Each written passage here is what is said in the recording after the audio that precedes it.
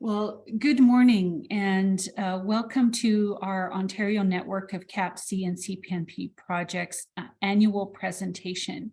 Really delighted to have you here. My name is Sydney Bell.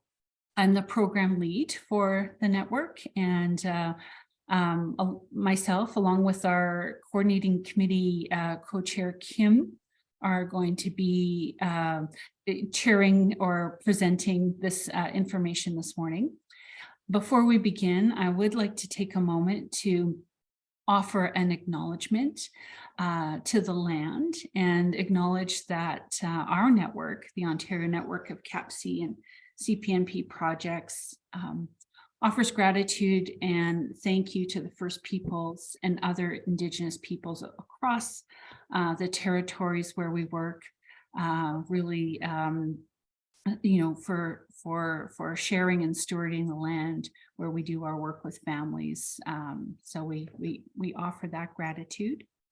And as I mentioned before I hit record, this is our presentation, our yearly presentation to our funder, Public Health Agency of Canada.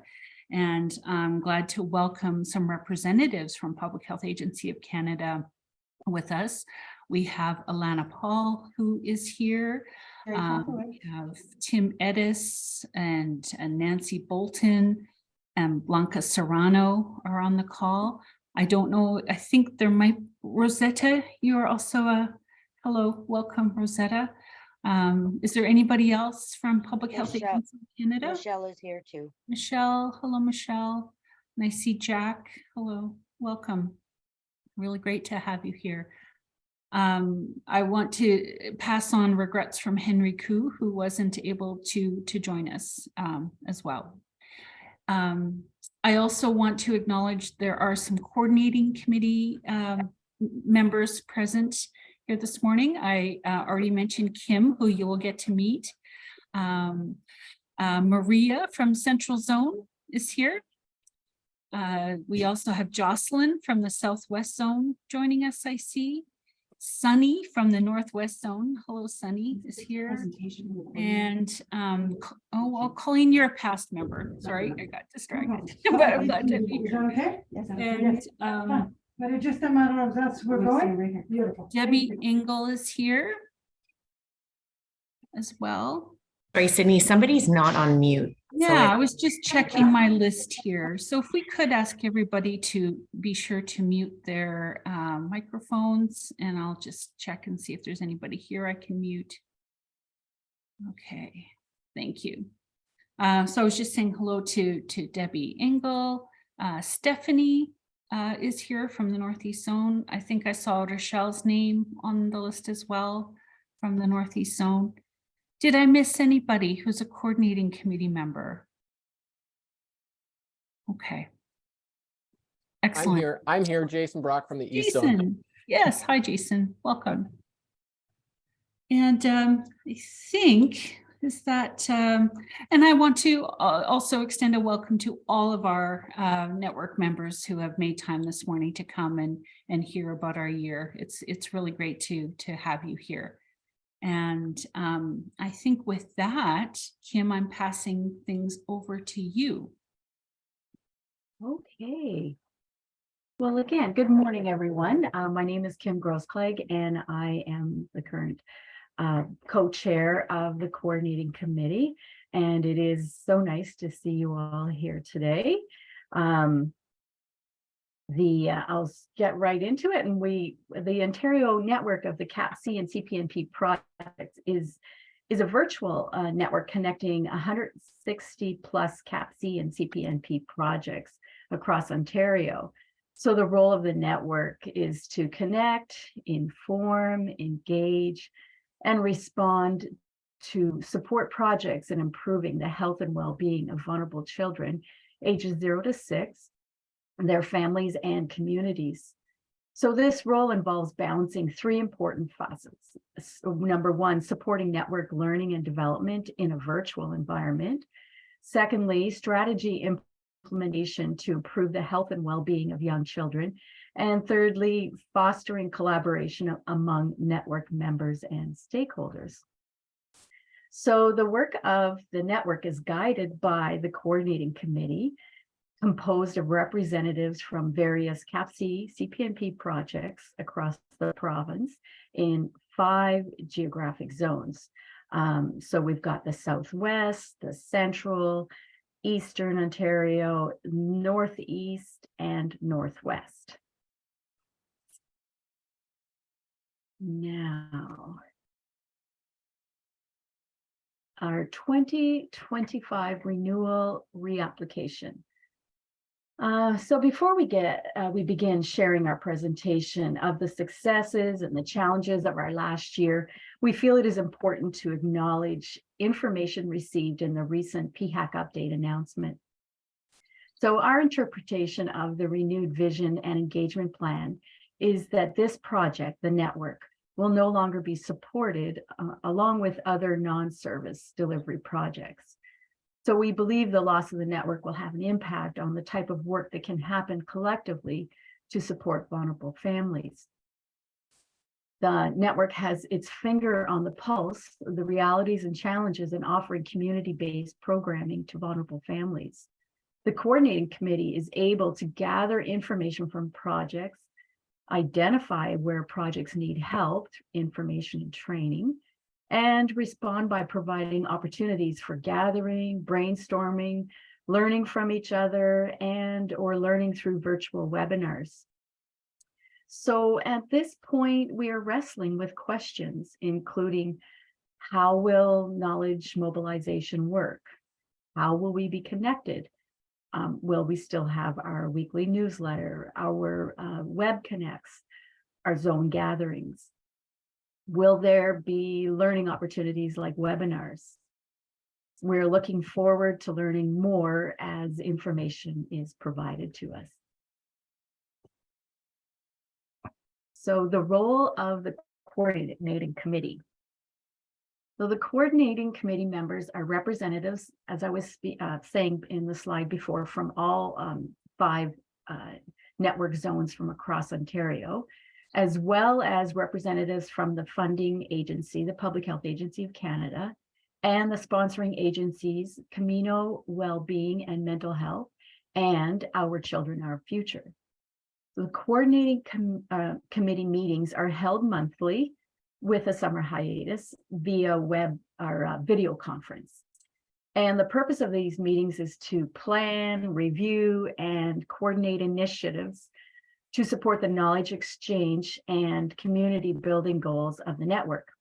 The funding and sponsor agencies provide regular updates at these meetings. The program lead offers information and ongoing initiatives and work plan progress. And the members of the committee provide updates from their respective zones. And then following the meeting, the representatives take any updates or information from the coordinating committee back to their zones. So coordinating committee members dedicate their time not only to regular meetings, but also to subcommittee work to advance the work plan goals and objectives.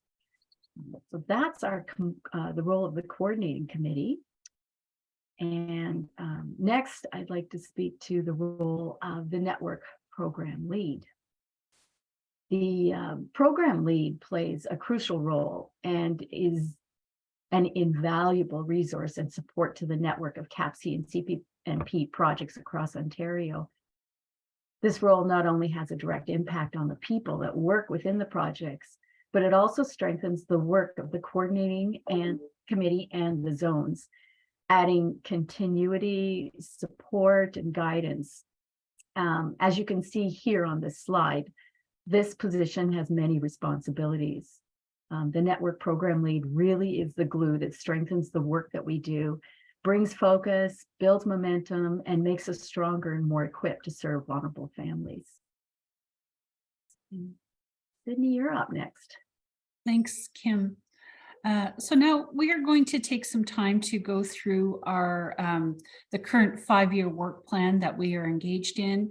As with all projects across the province, we initially had submitted a 4-year work plan that has been extended to 2025.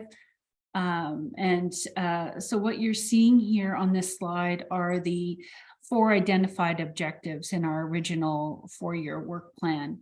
The first one focusing on truth and reconciliation, the second on information access, the third on engaging our network members, and the fourth around CAPC and CPNP identity.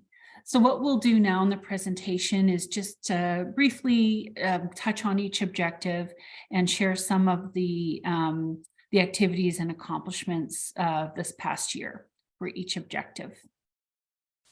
So with objective 1, I apologize if that's a little hard to read, but what it says is around truth and reconciliation, that we would support increased network members' understanding of and engagement with the Truth and Reconciliation Commission of Canada's calls to action by increasing network members' awareness of health inequity experienced by Indigenous populations and understanding of helpful and culturally appropriate ways to respond.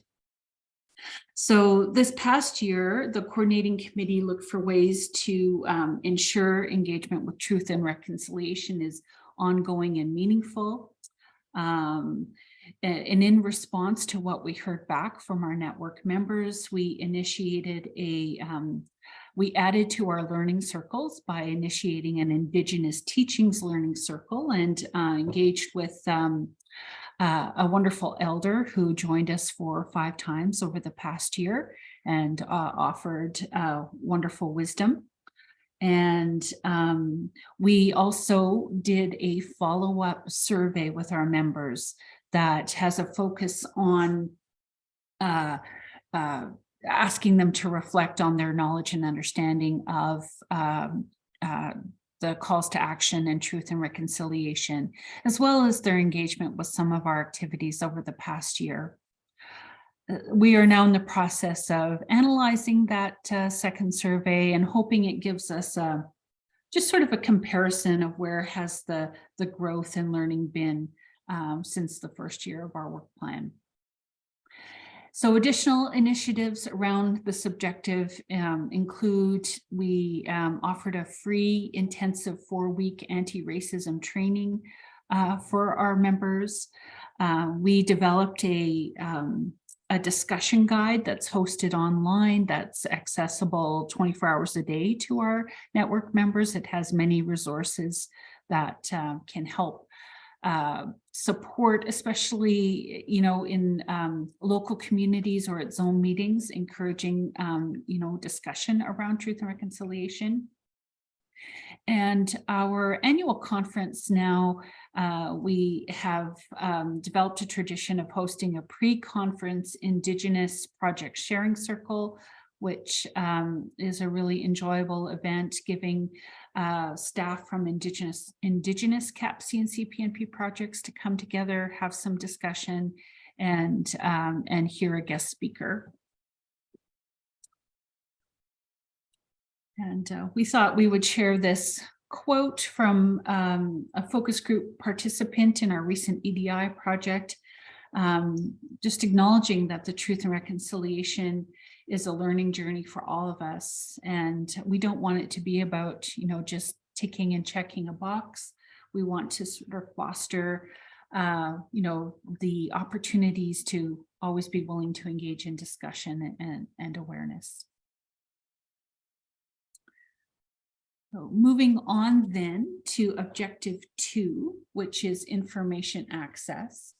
And our goal here being that our CAPC and CPNP project staff have increased access and awareness to information about best practice trends, tools and resources, and ability to review and evaluate the quality of service that we're offering to vulnerable families in Ontario. And we just want to share a little bit of the activities that we feel fall under this objective. And again, we want to highlight the learning circles that have been hosted over this past year. I mentioned that we added in an Indigenous teachings learning circle. We also hosted learning circles under the topic areas of mental health, positive parenting and child development, social media and technology. And we also undertook, we'll be talking about the new WebConnects as we're coming up at the relaunch. And part of that relaunch was an addition of a resource there that we call the Knowledge Center, which we're quite excited about. And we just launched that in March at the end of this past year. And the goal of the Knowledge Center is to provide easy access for CAPC and CPNP staff to access resources that are considered best practice in their work supporting vulnerable families. Also, the program lead, that's myself, participates on a national network of CAPC and CPNP project leads. This is a Canada-wide group whose members all have roles supporting CAPC and CPNP projects and programming in their respective provinces and territories. This group self-organized over 2 years ago and regularly meets to share information, really functions as a community of practice. And we just learn from the experiences in other areas of the country to support our own work. Finally, we engaged in a project that had a focus on equity, diversity, and inclusion. And this project was called CAPC CPNP Projects Reflecting Together, Promising Adaptations and Future Directions Toward Equity, Diversity, and Inclusion. And we'll go into that in more detail a little further on in the presentation.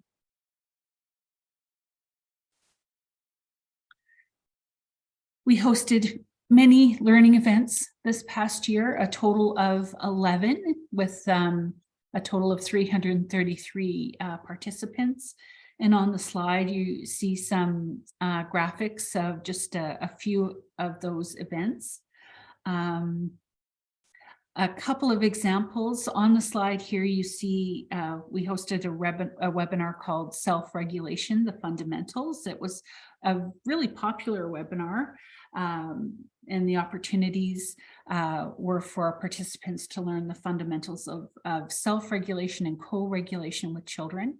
And this was presented by a network member named Tina Etzel. I believe she's from the Southwest Zone. And it was actually a really great event. And another one we want to highlight was an intensive 2-day training that was facilitated by the British Columbia Association of Pregnancy Outreach Programs. And the topic was perinatal substance use training.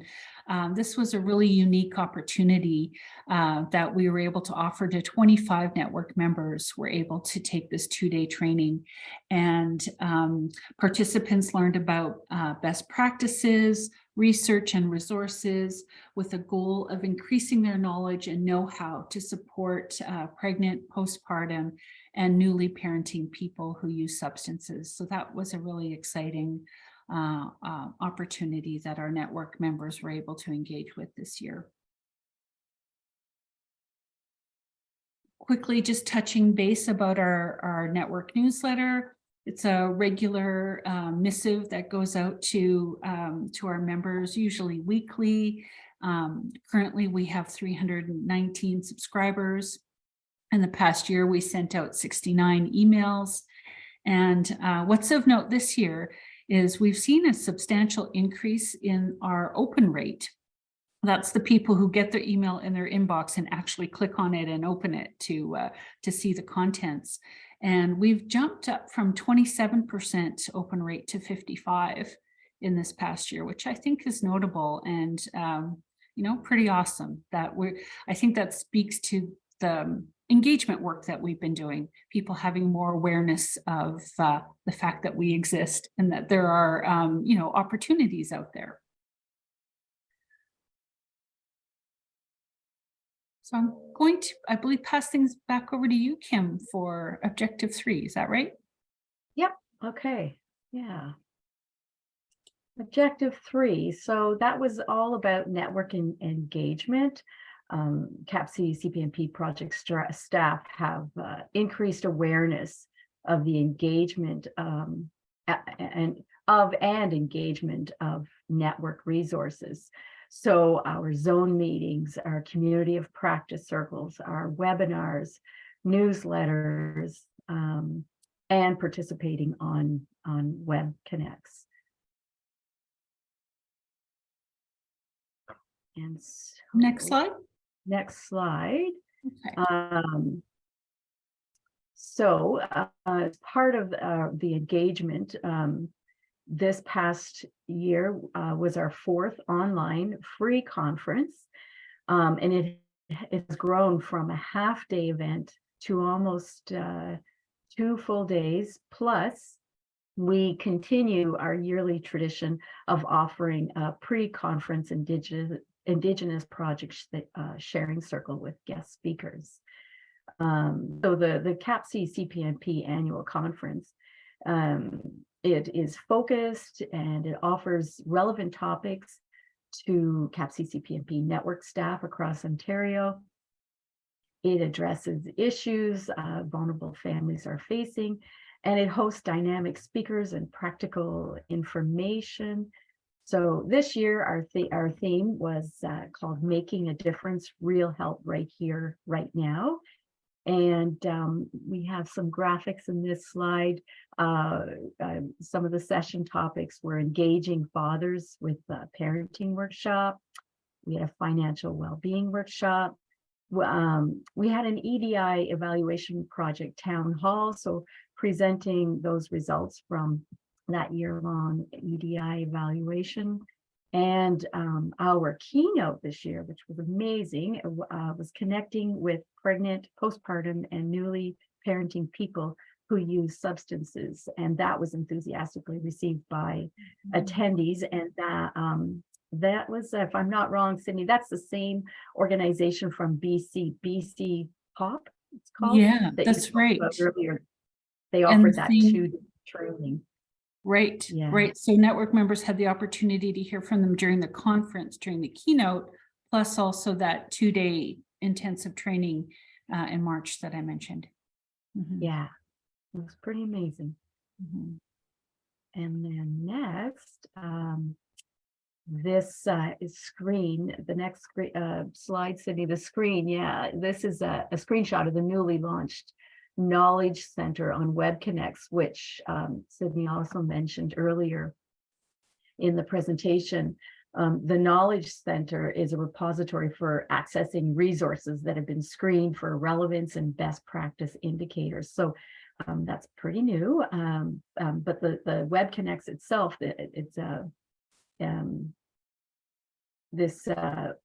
it's made possible. Oh yes, relaunch of the whole entire site. So it was a big focus of our work this year.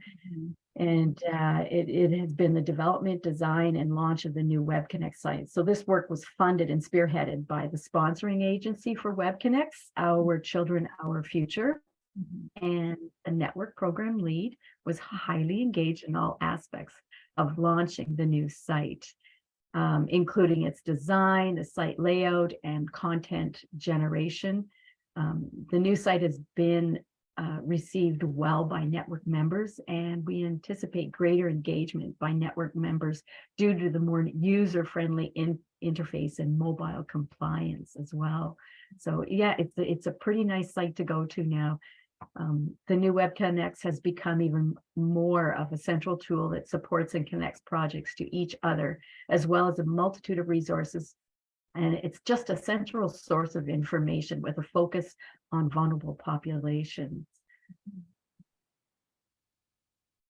And we Right, next slide. Yes, next slide. Our network discussions, that has been an ongoing activity that the coordinating committee has, and the network has been, organizing. When the pandemic first hit, the coordinating committee quickly mobilized to provide the network COVID discussion opportunities. So projects shared their current status, their challenges, what successes they were having. And the discussion opportunities provided project-to-project support and inspired ideas for new programs and successful outreach strategies.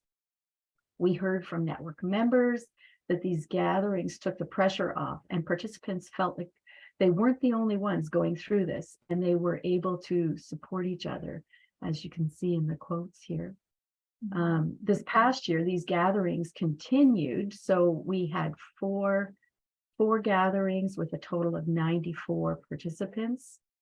And network members appreciated the opportunities to come together in community to, again, share their ideas, their concerns, and celebrate the success again in adopting programming to meet the needs of our vulnerable program participants in our post-pandemic era, you know. So they were quite informative, these discussions.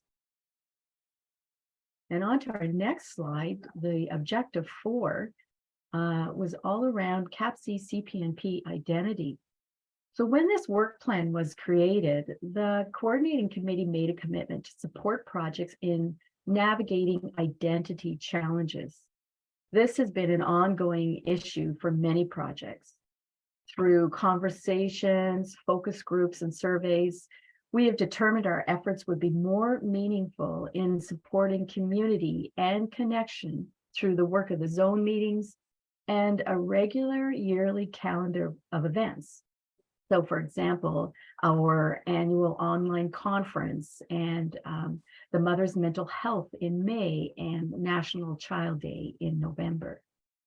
The next slide, we talk about our zone meetings. And again, in the 5 areas of Northeast, Northwest, Southwest, East, and Central zones. And so regular gatherings are hosted in each zone across the province to bring the CAPC CPNP project staff together. The work of the zones is supported by volunteer chairs who organize and host the discussions, as well as distribute meeting minutes and materials. So we have much gratitude to zone chairs who volunteer their time to do this. On top of the regular daily duties. Yeah, and here's a quote. Someone here, a quote from our network evaluation, feeling that the zone meetings have been a lifeline for their CPNP program during the pandemic. Zone meetings provide opportunities for projects to share their challenges and success stories, as we've mentioned before, but they inspire each other and ignite new ideas and knowledge sharing. It's hard work connecting and serving vulnerable populations. The creativity, flexibility, and community-driven responses to issues faced by families made vulnerable is just incredible. These are great opportunities to get new ideas.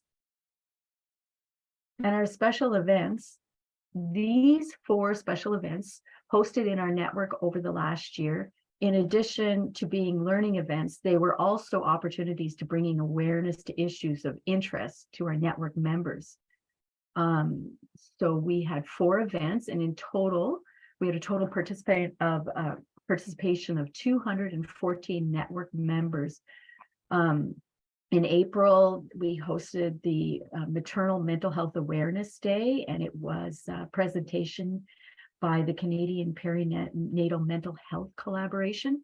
We had 66 network members attend that one.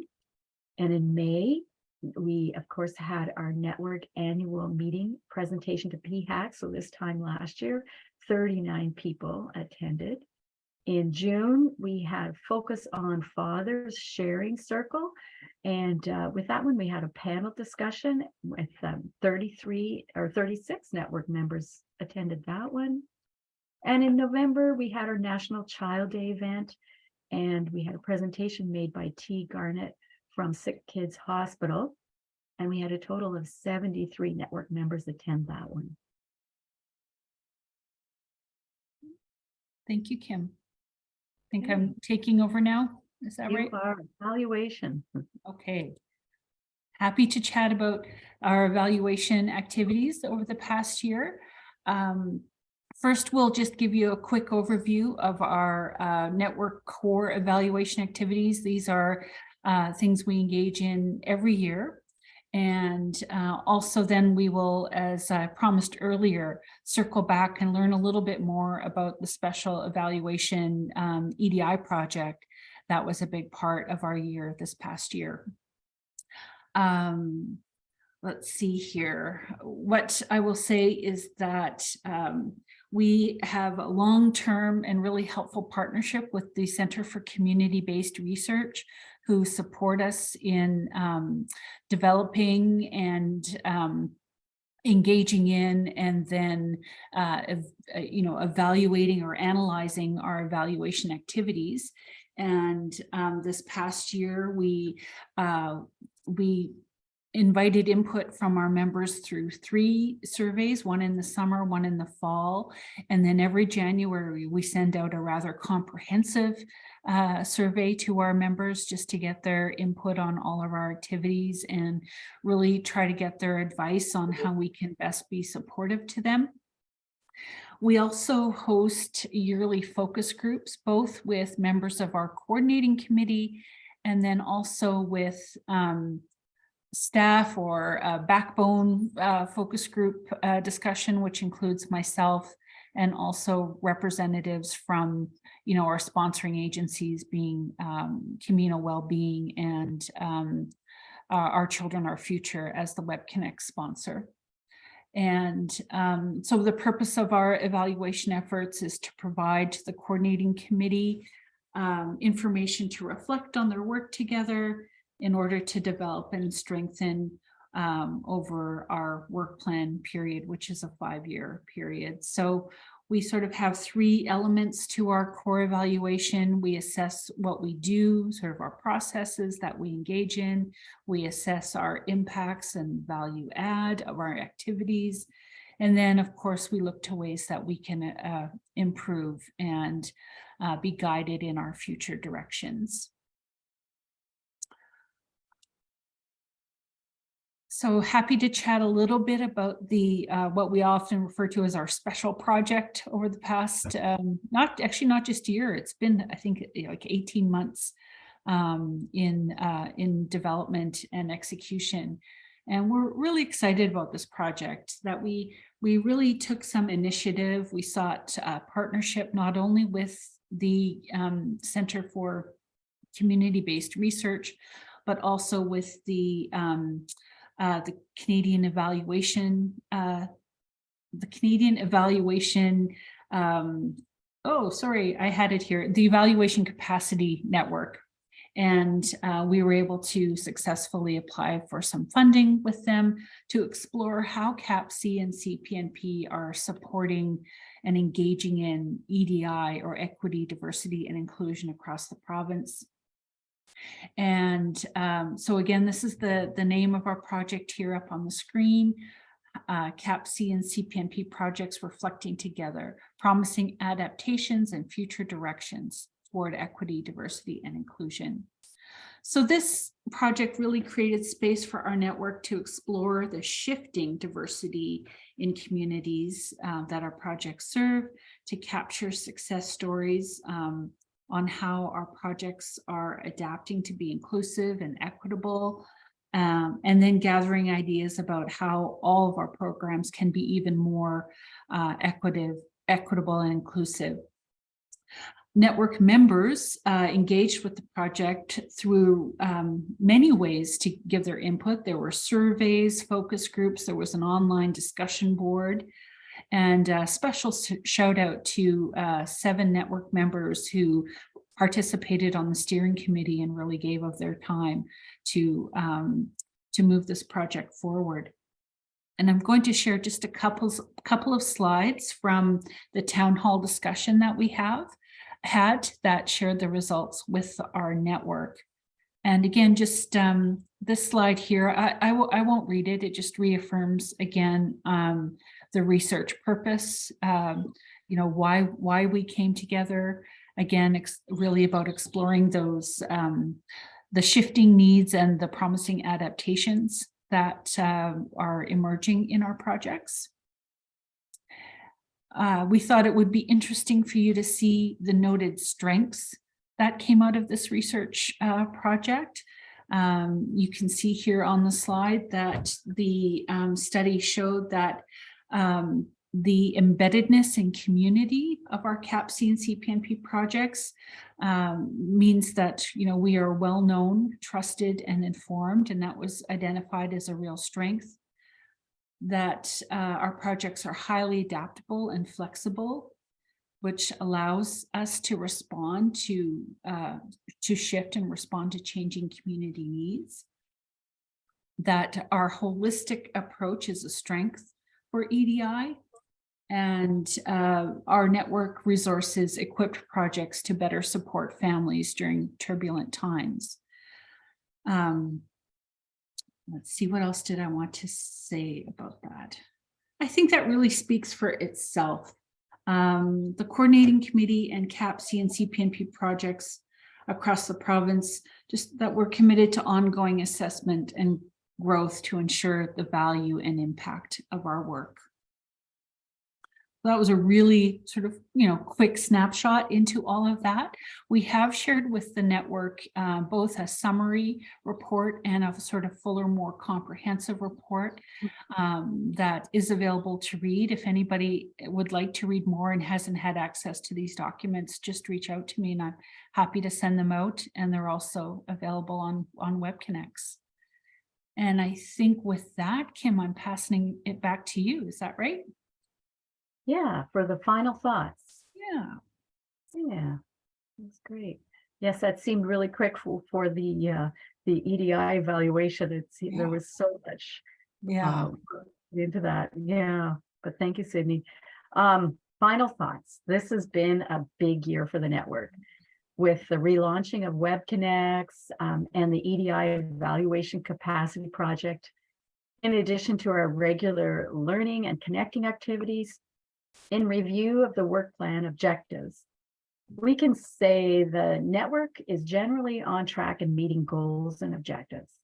This leaves us in a good position to pause and think critically about how we want to make use of the 5th year that has been added to this work plan.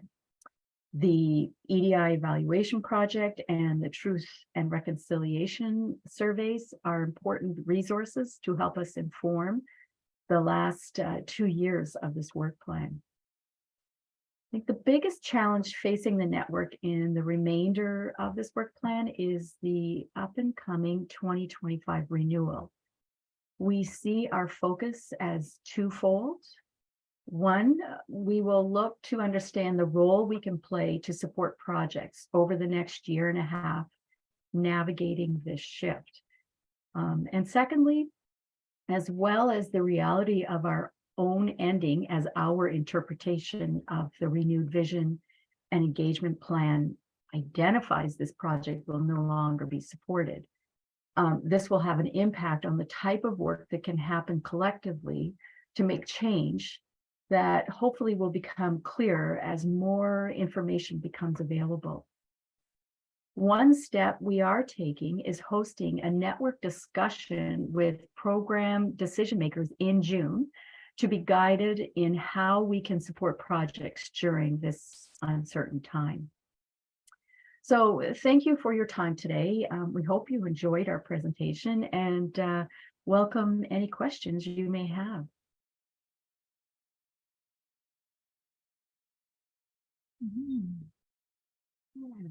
Yeah, I guess if you do have questions, feel free to unmute yourself or ask them in the chat. And of course, if our FAC representatives do want to make any comments, you're obviously very welcome to do that as well. Sure, Sydney. I'd be happy just to speak to next steps, but I wanted to give people an opportunity to reflect on the presentation first. Yeah. So does anybody have any questions for the coordinating committee about our activities this past year? I see questions for the documents. Is that for the reports for the EDI project? Sure. I'd be happy to send those to you, Alana. Great. And also, please, if you could send this presentation, I think that would be. Yeah, certainly. Julie. Hi. Just thank you to you and so many of people on this coordinating committee for this work. It's so valuable and so important, and I think you've picked that up in your evaluation of the work. But it really does make the projects across at least the province connected and working together and doing a lot of the behind the scenes stuff that in some organizations you don't have time or the ability to do. So thank you. Thank you, Julie. I see also Sherry Beaton, you've got your hand up. Hi, thanks, Sydney. I would also like copies of those documents and the link to today's presentation. Thank you all for the ongoing work, always for making so much available to us, especially when we're up in the north here. It isn't always easy to get out to things and access. So the webinars are great, and I know they're much appreciated. My question to you is, is this presentation, will you be making this presentation to FAC, or have you already? This is our presentation to FAC, Sherry. Okay, so FAC is on here with us. They are. Yeah, I didn't know if it was all of, oh, I see Rosetta. Okay, yeah. So I knew there was some, but I didn't know if this was the actual, or if you will have opportunity to present it again as the new process starts to unfold. Go ahead, Elena. Want me to jump in? Sorry, Sydney. Sure. Yeah. So Sherry, I'm the senior management manager with the group, so it will be part of my work to advance what I've learned here. But I will speak at the end to some upcoming discussion sessions that Sydney and Kim will be invited to, and more than welcome to speak to some of these achievements, not necessarily in the detail that we got to today, but that's why I'm asking for the presentation. So I think it will be my work with the support from my team to advance what we've heard here today. And if there is an appetite or a request to have a one-on-one with our staff in Ottawa, then we'd be happy to facilitate that. Thank you very much. And I see Blanca, you've got your hand raised. Yep, I just wanted to say thank you to the coordinating committee. I have the privilege of working with this group over the years, and this last few years, of course, with the pandemic. It was unbelievable how your collective efforts and brainstorming and just the action that you took to ensure that everybody was connected, and it's continued, since 2020. We're now 2023, 2024. And it's just gotten better. And I know the feedback that I receive from many projects is always in appreciation of all the efforts that you make. And it is a lot of times work that you do at the corner of your desk. And I really appreciate that. It's a highlight of my work to be able to work with this group. So thank you, everyone. And I know we have new members that just recently started, and I'm really excited to work with you and get to know you better. Thanks. Thank you, Blanca. Thank you for joining us.